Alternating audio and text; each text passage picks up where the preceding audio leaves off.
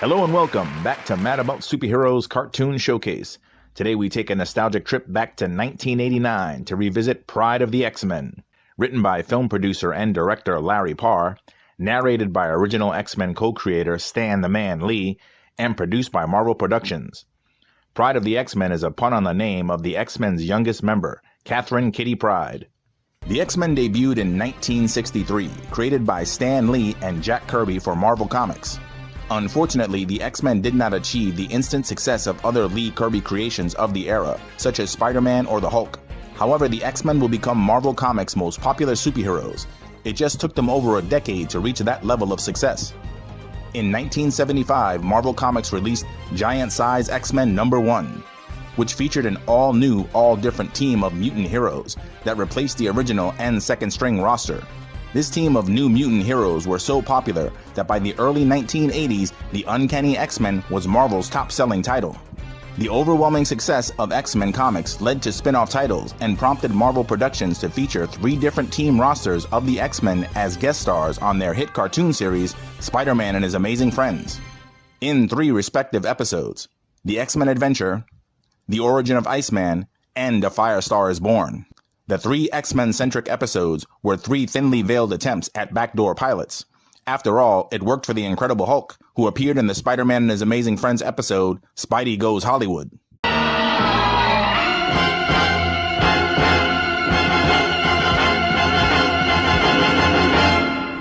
Marvel Productions really tried their best to spin off an X-Men cartoon series in the 1980s. The X-Men's guest appearances on Spider-Man and His Amazing Friends was definitely essential in finally getting a pilot off the ground in the late 80s. Although Marvel Productions would have to use the budget for the 13th episode of their RoboCop cartoon series to produce the Pryde of the X-Men pilot. Though the 1989 pilot wasn't picked up to a full series, it did however pave the way for the highly regarded 90s X-Men the Animated Series.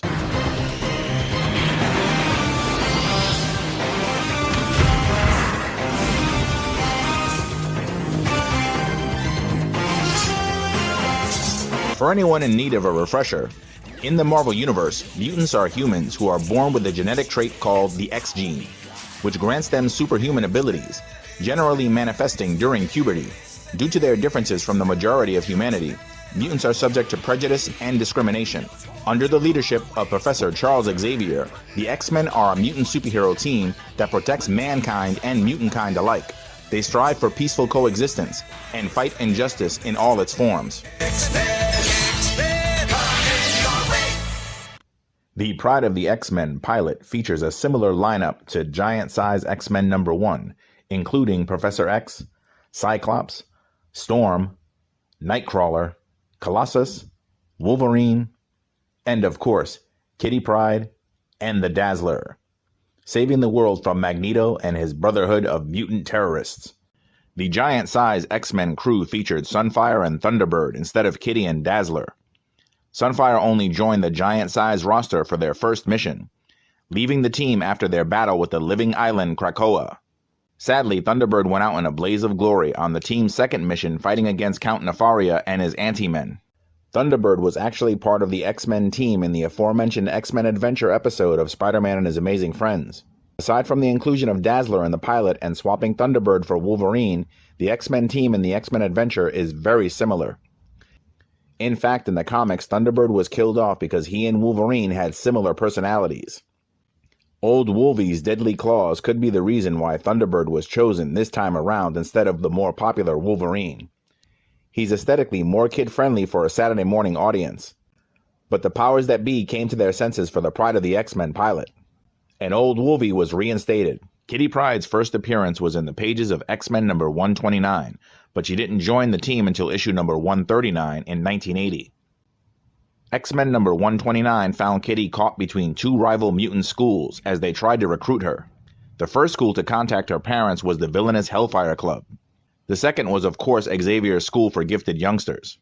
Though the Pryde of the X-Men pilot doesn't include the Hellfire Club, it does however feature a standout Hellfire Club member, Emma Frost, the White Queen, now a member of Magneto's Brotherhood of Evil Mutant Terrorists. Banshee was also a team member of the Giant Size team, but he's another absent character from the Pryde of the X-Men pilot.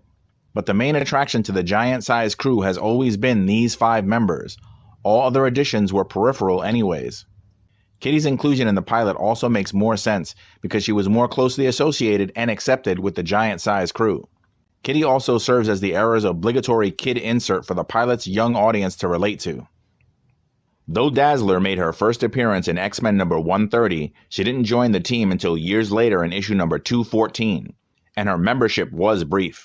Dazzler's initial disco-style appearance was drastically altered and given a more 80s update after the decline of the disco fad.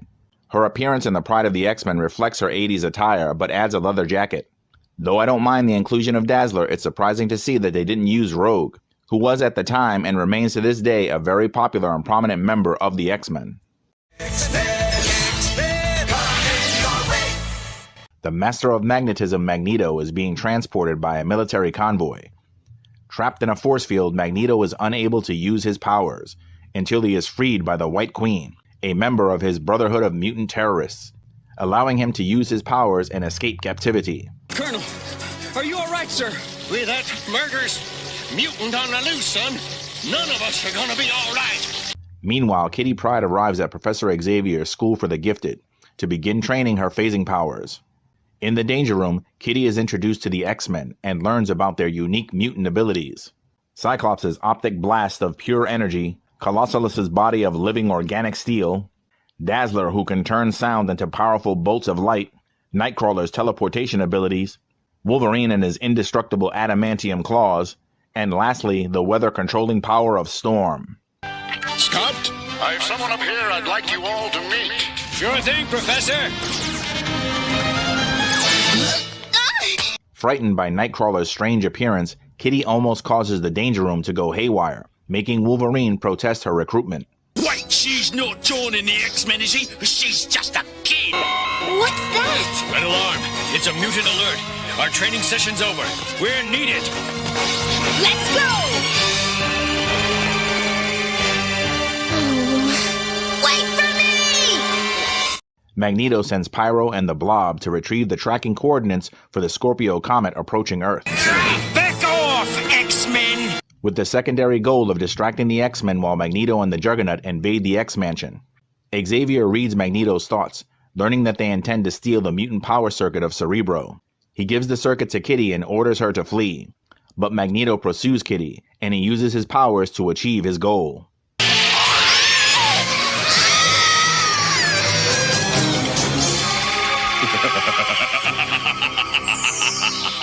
The X-Men return from their confrontation with the Blob and Pyro to find the mansion in ruins, and the Professor and Kitty unconscious. When the Professor awakens, he reads Magneto's thoughts yet again, and learns his full plan, to redirect the Scorpio comet onto a collision course with Earth, and plunge the planet into another ice age, which would leave normal humans weakened, allowing mutants to take over.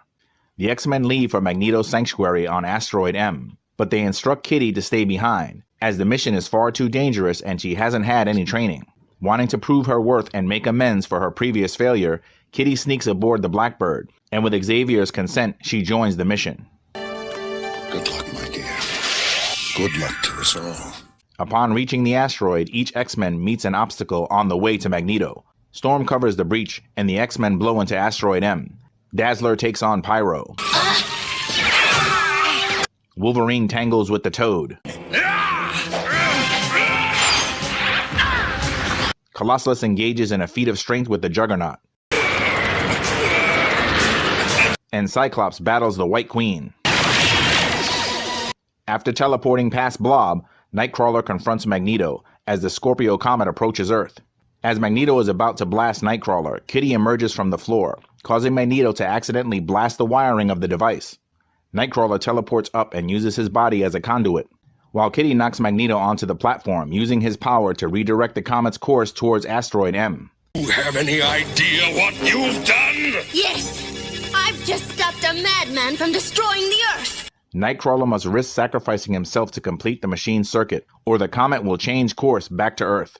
The X-Men watch from the Blackbird for Nightcrawler to teleport at the last minute. The comet and the asteroid collide, but Nightcrawler rematerializes out in space. The team attempt to retrieve him with the Blackbird's grappling arms, but they miss, and he apparently disintegrates. While the X-Men mourn Nightcrawler, he emerges from a storage locker. Nightcrawler, my little tovarish, you're not dead after all. While the X-Men give Kitty credit for her efforts, Wolverine objects, feeling that Kitty's inclusion as a team member of the X-Men is premature.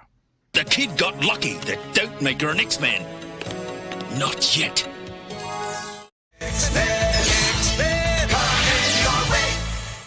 I first saw the Pryde of the X-Men pilot on TV on the Marvel Action Universe, which featured a block of cartoons consisting of reruns of Spider-Man and His Amazing Friends, Dino Riders, RoboCop, and every now and then the Pryde of the X-Men pilot.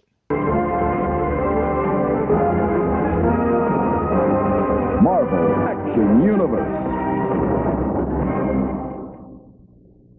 I got strong Pryde of the X-Men vibes during the finale of the recent X-Men 97, when the team suits up in their old costumes and have a battle on Asteroid M against Magneto. Pryde of the X-Men has a great ensemble cast of voice actors. Michael Bell as Cyclops. Bell previously voiced Bruce Banner on The Incredible Hulk, and he also voiced Duke on G.I. Joe. Bell also went on to voice Lex Luthor on the late 80s Superman cartoon. Patrick Piney as Wolverine. Piney previously voiced Mainframe on G.I. Joe, and he went on to voice Ben Grimm the Thing on Spider-Man the Animated Series. Neil Ross as Nightcrawler. Ross previously voiced Shipwreck on the G.I. Joe cartoon, and he also provided the voice of Rambo in the Rambo the Force for Freedom cartoon. Kath Soucie as Kitty Pryde. Soucie voiced Janine Melnitz on The Real Ghostbusters, and went on to voice Linka on the Captain Planet and the Planeteers cartoon. Dan Gilvezan as Colossus. Gilvezan voiced Spider-Man on Spider-Man and His Amazing Friends, and went on to voice Bumblebee on the Transformers. John Stevenson as Professor X. Stevenson also voiced Bionic 1 on the Bionic 6 cartoon. Earl Bowen as Magneto. Bowen acted in front of the camera as well. You might remember him as Dr. Silberman from the Terminator franchise. Andy Chapman as the weather-controlling Storm, and Alexander Stoddart as Dazzler. Magneto's hordes are on the way to pillage, burn, and plunder. But there's one team that will not yield, the team that strikes like thunder. X-Men, X-Men. Like all 80s cartoons, Pryde of the X-Men has an incredible catchy theme song composed by Robert J. Walsh, who composed themes for Transformers, G.I. Joe: A Real American Hero, and Defenders of the Earth, among many others. Pryde of the X-Men had a comic adaptation in graphic novel form. Marvel adaptations usually have an artist recreate scenes from the featured show. For example, the Triumph of the Green Goblin adaptation from Spider-Man and His Amazing Friends. But the Pryde of the X-Men comic adaptation uses screenshots from the episode, with added word bubble captions, which make it something really unique. I picked up a copy when it first came out, and I actually owned it before I owned a copy of the VHS. But when I did acquire a copy of the cassette, I watched it more times than I can count. The Pryde of the X-Men also had an arcade game tie-in, although it was actually released 3 years after the pilot was released in 1992. Produced by Konami, who produced the Teenage Mutant Ninja Turtles arcade game. The Pryde of the X-Men arcade game was a 6-player side-scrolling beat-em-up, featuring all the characters, good and bad, from the pilot. The Pryde of the X-Men arcade game was a source of addiction for me, my brother, and a group of our friends. We pumped quarters into it every weekend for months. In the 21st century, evil mutants led by Magneto aim to destroy the world. Humans can do nothing against the power of the evil mutant. The only hope is X-Men.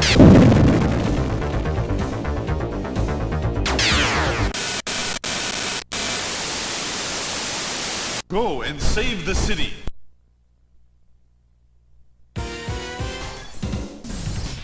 By 1989, Cyclops was leading the original X-Men under the new team name X-Factor.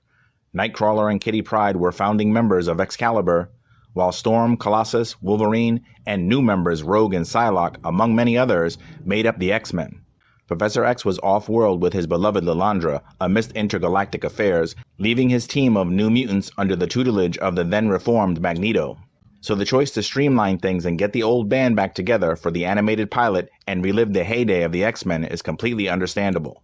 However, if your introduction to the X-Men was the '89 pilot and then you picked up an issue of the X-Men comics, you'd probably be very confused. You might be less confused if you got lucky and picked up an issue of X-Men Classic, although you might be scratching your head over the lack of Dazzler. However, per the era, this was par for the course. Both G.I. Joe and Transformers comic books had completely different continuities from their cartoon counterparts. As I was heavily collecting comic books at this time, I was buying all the X titles, but I'll admit I was enjoying X-Men Classic the most. The giant-size X-Men team was launched before I started collecting, so the Classic title was an easy way for me to catch up, and it was extremely enjoyable. Going into the 90s, the X-Men comics would restructure as well, and bring Cyclops and other core original members back to the X-Men. The 90s relaunch of X-Men remains to this day the best-selling comic book of all time. The team featured in the Pryde of the X-Men pilot was a big collaborative effort by many talented Marvel Comics writers and artists. For example, Kitty Pryde was co-created by writer-artist John Byrne and writer Chris Claremont. Wolverine was created by Len Wein and designed by artist John Romita Sr., and the costume of Wolvie Sports in the pilot was designed by John Byrne. Storm, Colossus, and Nightcrawler were co-created by writer Len Wein and artist Dave Cockrum.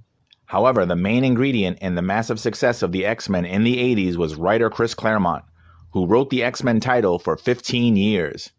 Claremont fleshed out the X-Men characters and made them extremely relatable. He plotted out complex, nuanced storylines that kept fans coming back to comic shops and newsstands monthly for their X-Men fix. The better part of Chris Claremont's run was illustrated by Dave Cockrum, John Byrne, Paul Smith, and John Romita Jr. Within the confines of a 22-minute runtime, the Pryde of the X-Men pilot has trouble juggling 14 characters between heroes and villains, and is hindered a bit by having to chip away the source material's rougher edges to fit a much more kid-friendly Saturday morning format. No power on Earth can move the blob. Most of the changes from page to small screen don't bother me as much as the character assassination of Wolverine. He's turned into a jerk who spends most of the episode bullying Kitty. Get with it! The X-Men don't have room for whiny brats! He's also a Canadian that's been given an Australian accent for some reason. Wolverine is a tough guy with a bit of a chip on his shoulder. He's sarcastic, he has a smart-ass attitude, but he's not a bully, especially to a 14-year-old girl. Stop calling me a kid! I am 14 years old! In fact, in the comics, Wolverine took Kitty under his wing and became a mentor to her, training her to fight. They even share a limited series together, in which her initial codename of Sprite was changed to the more well-known codename of Shadowcat. By the early 80s, Wolverine's popularity was growing, and by the mid-1980s, he was as well known as Spider-Man or the Incredible Hulk. So in my mind, there's no excuse for Wolverine's character to be handled this poorly. Don't worry about us, Dingo. We'll make sure we can. However, in comparison to their comic book counterparts, with the little time given, the pilot gets some of the other X-Men's characterizations distilled down to their basics pretty well, especially Cyclops as a stern, confident leader. Please help us! Let the hostages go, Pyro! Colossus as a gentle giant. It is good, little one. Colossus like rain. And Nightcrawler as proof that a book cannot be judged by its cover. Nightcrawler, my little Tovarish, you're not dead after all, no? I would hope not. But I would have been, if not for Kitty Pryde. Thank you. That was the bravest, most unselfish thing I've ever seen in my life. Don't you agree? Kitty is initially frightened by Nightcrawler's appearance, but his persistent optimism and heroism demonstrate that she has nothing to fear. In the X-Men comic books, whenever the X-Men face off against Magneto, they can barely handle him altogether. But in the pilot, he's caught off guard by a kid. Stop calling me a kid! I am 14 years old! The point is to prop up Kitty as a valued member of the team, but at the same time it makes Magneto seem like less of a threat. If the rest of the team were fighting him and Kitty had the element of surprise, it would make more sense, but I digress. The most effective plot point in the pilot is the friendship formed between Kitty and Nightcrawler. The pilot also effectively sets up the bigotry towards mutants in a couple of scenes.